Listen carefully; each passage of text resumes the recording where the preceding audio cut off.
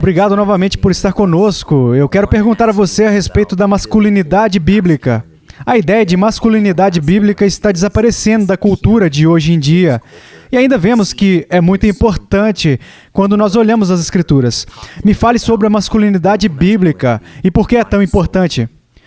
Bem, antes de tudo, há uma diferença entre um homem e uma mulher. Eu sei que hoje em dia é chocante, mas você sabe que Paulo disse aos Coríntios para agirem como homens, que deveria haver uma base para isso. Mas aqui está o que nós precisamos entender. Digamos que na geração do meu pai, na maior parte da minha geração, a ideia de ser um homem era John Wayne, ok? E se você assistir alguns dos filmes de John Wayne, havia muitas coisas nobres nisso. Mas havia muitas coisas que não eram nobres. Então John Wayne e esse tipo de coisa não é o modelo, o arquétipo do que um homem deve ser. Então, se você for para o outro extremo, que você parece encontrar hoje em dia, é exatamente o oposto daquela pessoa.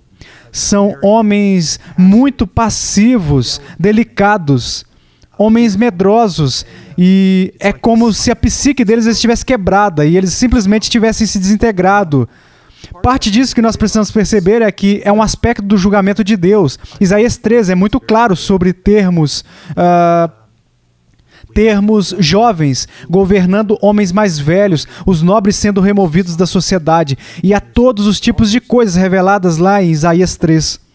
O que nós temos que perceber é que o nosso principal problema é simplesmente, de novo, não estudar a Bíblia.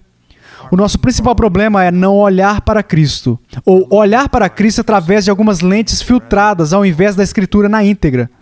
O meu desejo não é ser como John Wayne, também não é ser como o outro extremo. Eu vou dizer, eu quero ser como Jesus Cristo. Agora, também, eu preciso pensar sobre algo.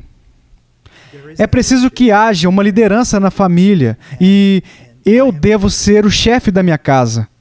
Isso não significa que que tudo gira em torno de mim. A minha liderança serve a um propósito. Que eu conduzo a minha casa para o benefício da minha esposa e dos meus filhos. Isso tem um custo e é mais caro para mim. A minha liderança é sacrificial. E uma das coisas sobre ser um homem verdadeiro, se olharmos para o modelo de Cristo, é a autoentrega e o autossacrifício. É sempre olhar para o que Cristo fez. Ele se doou, ele se doou, ele se doou. Até que não houvesse mais nada para ser doado. Essa é a minha responsabilidade para com a minha esposa e os meus filhos também. Se você quiser falar sobre Cristo é o nosso protetor. Ele ficou na nossa frente. Ele ficou diante de sua noiva. Quem quiser vir roubar a sua noiva, qualquer um que queira vir pegar os filhos de Deus, ele ficará entre eles e aqueles que ele ama. Isso requer força e coragem. Eu acho que os jovens precisam crescer no caráter, número 1. E a principal característica deve ser o amor, que é a abnegação. Isso não é sobre mim. Não importa o quanto eu me machuque, não importa o quanto eu sofra, não importa se as minhas expectativas não são atendidas, se as minhas necessidades não são atendidas, se os meus desejos não são atendidos, não é isso do que se trata. É sobre o meu eu morrendo por uma mulher e pelos meus filhos. Servindo e me doando, parando de se olhar no espelho, parando de ser egocêntrico e doando. Mas há algumas coisas práticas também. É o meu trabalho prover para a minha família. E não importa como, igual nos piores momentos, quando a Hot Cry foi fundada, trabalhar na construção, fazendo todas essas coisas diferentes, horas por dia, voltando para casa à noite, fazer o que quer que eu tivesse que fazer para colocar comida na mesa. Esse é o meu trabalho. Se alguém vai chegar na porta e machucar a minha família, é o meu trabalho ficar na porta. É o meu trabalho levar o peso de tudo o que este mundo tem para jogar em minha esposa e em minha família. Então, eu fui criávamos gados Charlotte, cavalos, então, quero dizer, fui rodeado pela palavra vai. Quero dizer, e meu pai simplesmente dizia, você vai ser duro. Se você não morrer, você vai ser duro. Meus filhos foram criados por um pregador. Então, e eles foram educados no homeschooling. Então, eles não estavam jogando futebol ou rugby, ou isto ou aquilo. Então, eu tive que criar cenários. Cenários físicos para eles. Eu os fiz trabalhar desde que eles eram pequenos. Eles malhavam. Eles aprenderam a lutar, eles fizeram todas essas coisas, porque isso faz parte da... Quando os meus filhos se casarem, eu espero que eles façam tudo o que eles têm que fazer e sejam tudo o que têm que ser para proteger aquela mulher com quem eles irão se casar e para proteger os seus filhos. Então, há todos os tipos de coisas que entram nisso. E nós temos que perceber que, que nós queremos que haja um governo nobre e justo, queremos que todas essas coisas existam para nos proteger. Mas a responsabilidade que tenho acima de todas as outras coisas, de cuidar de uma esposa. Sabe, eu disse aos meus meninos, deixa eu olhar para as mãos de vocês, há algum calo em suas mãos? Entende? Tudo bem, eu vou trabalhar com vocês. E foi isso que fizemos. Nós fizemos, então eu criei cenários para torná-los fortes. Eu não tive muito tempo para estar ao ar livre por causa da minha agenda agitada, mas arranjei tempo para que eles ficassem sentados na neve por 10 horas, caçando ou qualquer outra coisa, apenas para torná-los fortes. Fale sobre a ética do trabalho e como isso é importante na formação dos homens.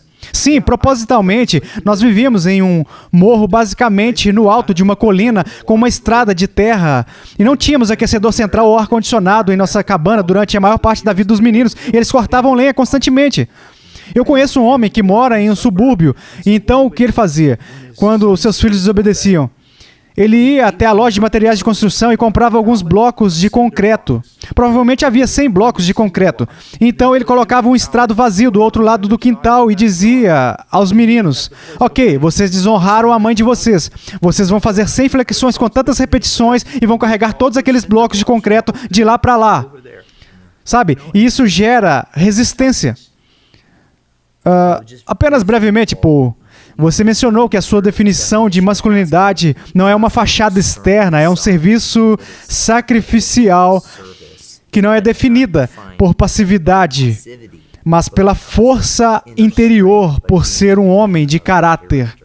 Há mais alguma coisa? Se você estivesse falando com um jovem e eu tivesse 15, 25, 35 anos, você diria, se você quer ser um homem, você precisa fazer isso. O que seria? Eu sei que parece tão simples, mas você precisa saber quem Jesus realmente era quando ele andou nesta terra e você precisa imitá-lo. E você faz isso. Se alguém, se você fizer algum curso bobo sobre masculinidade, não há como dizer como vai acabar. Mas se você simplesmente entrar na palavra e disser, quem é esse Cristo? Então conhecer isso, amor. Veja, eu conheço um cara que entrou na selva comigo uma vez e que era franzino. Ele tinha medo de absolutamente todas as coisas. Quero dizer, ele tinha tanto medo que ele tinha medo da própria sombra, das folhas, das aranhas, das cobras. Ele tinha medo de tudo. Você diria, como você pode admirar um cara como esse? Eu o admiro.